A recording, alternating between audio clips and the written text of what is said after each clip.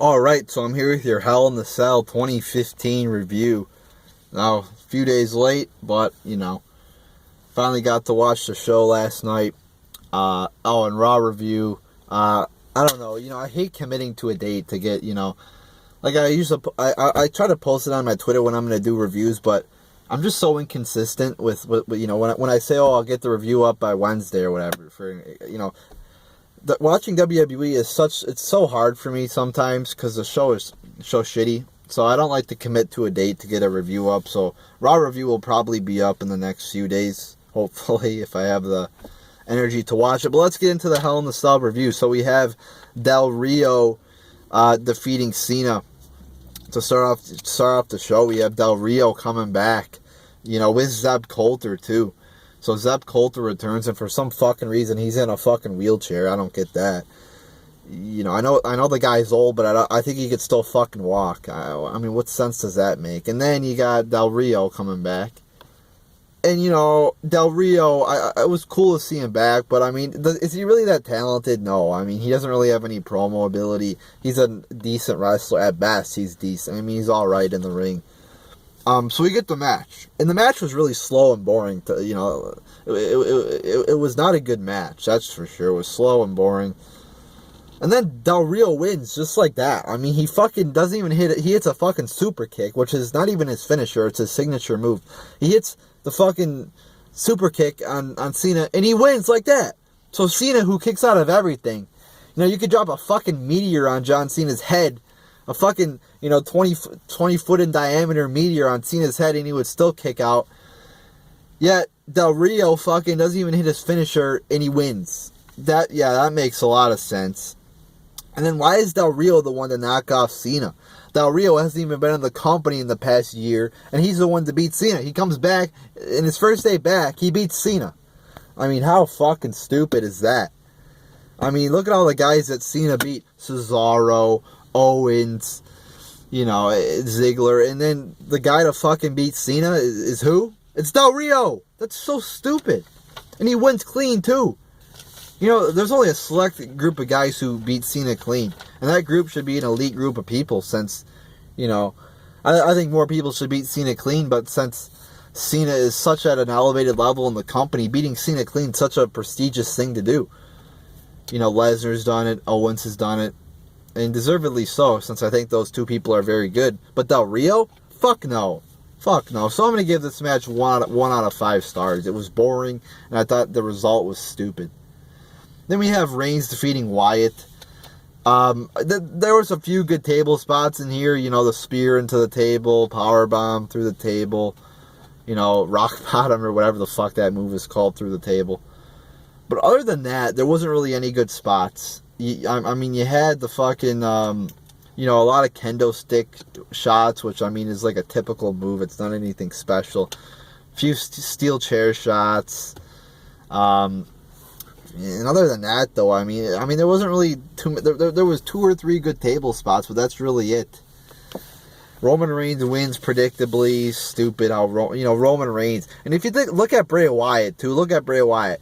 Over the past year, he started his feud with Dean Ambrose. Remember he returned at Hell in the Cell. Since then, he's only feuded with 3 people. He's feuded with Dean Ambrose, Undertaker, and Roman Reigns. The Dean Ambrose feud went on for until the end of the year. Remember that. Undertaker, the Undertaker feud went on for 1 day. I mean, WrestleMania, and then fucking with Reigns, it went on for another few months too, which was boring. Maybe he had another feud in there too, but the point is, Wyatt hasn't done anything. And who was the catalyst to start off?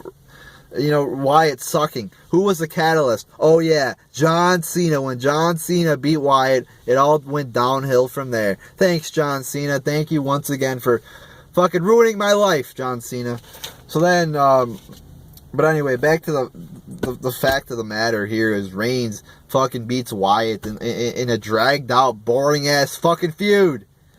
It was a horrible feud, and Reigns wins the feud. He wins the match, and Roman Reigns is garbage. He's just so horrible. I don't get why he's at the top of the company. It's because he's cousins with The Rock. He fucking, knows The Rock. So therefore he gets placed in the upper echelon of this company when talented guys like Cesaro and Neville are just left behind to fucking rot on the fucking kickoff. But, this match, I'll give it 1 star out of 5. I mean, it just needed more good spots. And if you look at the Lesnar and Taker match too, that had storyline behind it. You can rely on the storyline, with that a little bit more because, I mean, let's face it, it's fucking Undertaker. He's a fucking legend. It's fucking Brock Lesnar. He's a fucking beast. But this match, you got Roman Reigns, who's fucking horrible. Bray Wyatt, who hasn't done anything in the past year and a half. So, I mean, it's got to be a good match for me to say this is a good thing because I'm not taking any interest in this feud. Then the New Day defeat the Dudleys in just a boring fucking match. I've said this before. The Dudleys are fucking horrible. I mean, they're not going to survive in this day and age. They're not going to be good. Then we have also a really bad fucking botch by the Dudleys. I mean, I don't even know what the fuck it was. You had fucking the New Day or the Dudleys going for some fucking like famous or ass. I don't even know what the fuck it was. And they fucking totally botch it.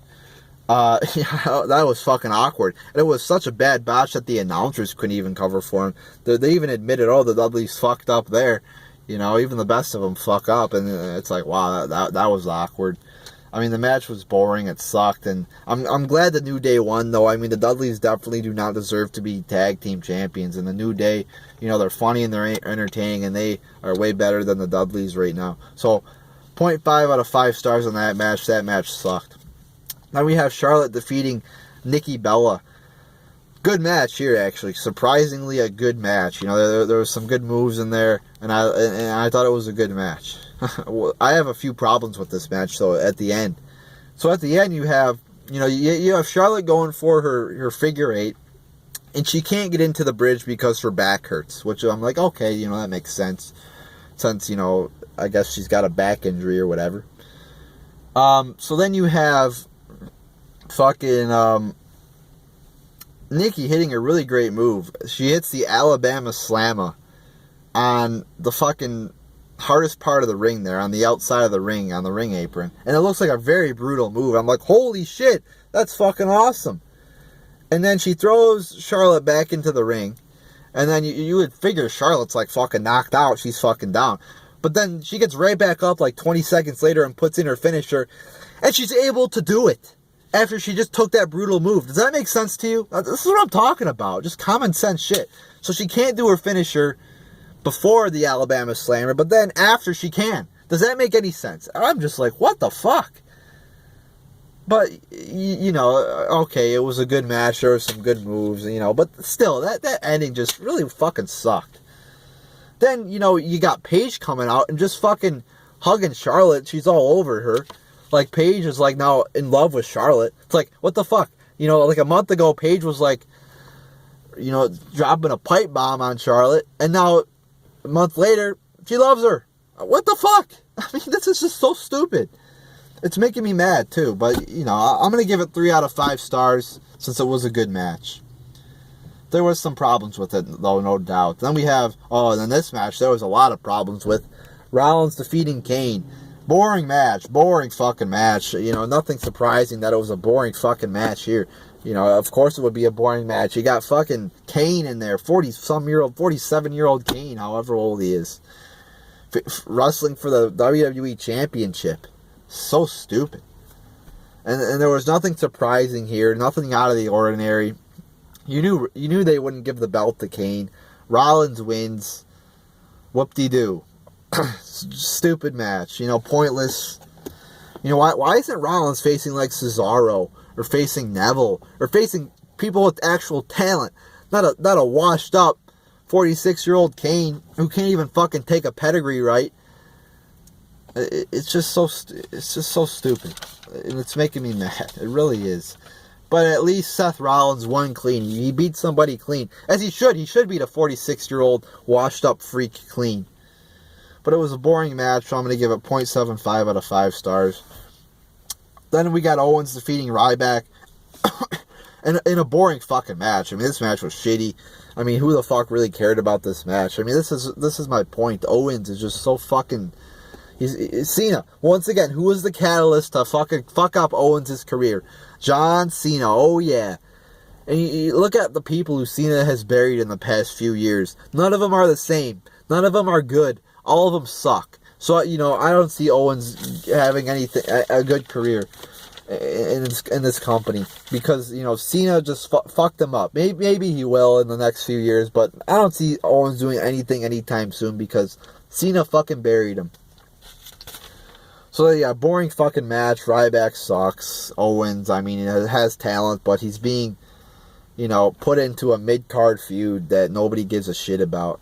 So, I'm going to give this 0 out of 5 stars. Just a pointless, throwaway, stupid match. And, everybody was just wanting to get to the main event and see this fucking great match between Brock Lesnar and Undertaker. Just a great match here. And, people are like, why do you like Brock Lesnar so much? Can anybody disagree that this was not a good match? At least a good match. This was, in my opinion, a great match. I don't know how anybody could say this wasn't a great match. This is what I'm talking about. Brock Lesnar has like the Beast gimmick, which I love. I love the Beast gimmick. And it wasn't all just suplexes. Like, all Brock does is suplexes. No, there was much more to this match. There was close pinfalls. There was blood. Holy shit, there was a lot of fucking blood. The only part I didn't like about it was that fucking doctor was in there the whole fucking match. Oh, we gotta stop the match because there's blood. Oh, come on. Give me a fucking break. I'm glad Brock Lesnar fucking pushed him out of the way there. And, this match told a story, too. You had fucking, Undertaker down and out, struggling to get up and shit. And, a lot of fucking damage done to both competitors here.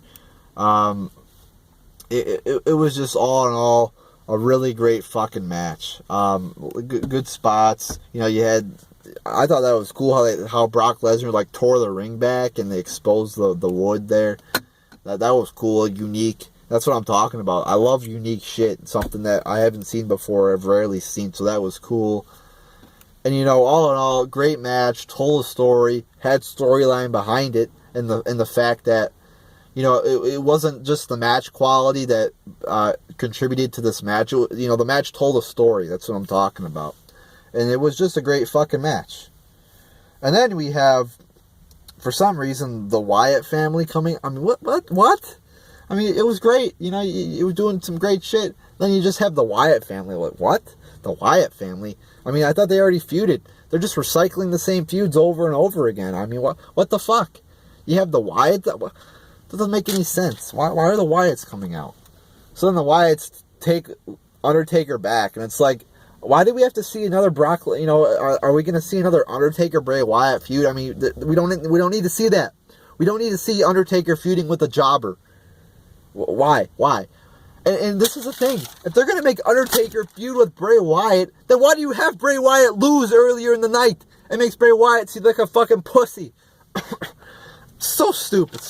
I'm just so pissed off. You had a great fucking match, then they gotta fuck it up almost. It didn't fuck it up, but it just made me mad. I saw there was after Brock Lesnar beat him, I saw there was 10 minutes left. I'm like, okay, they're gonna do some, somebody's gonna come out. They're gonna do something.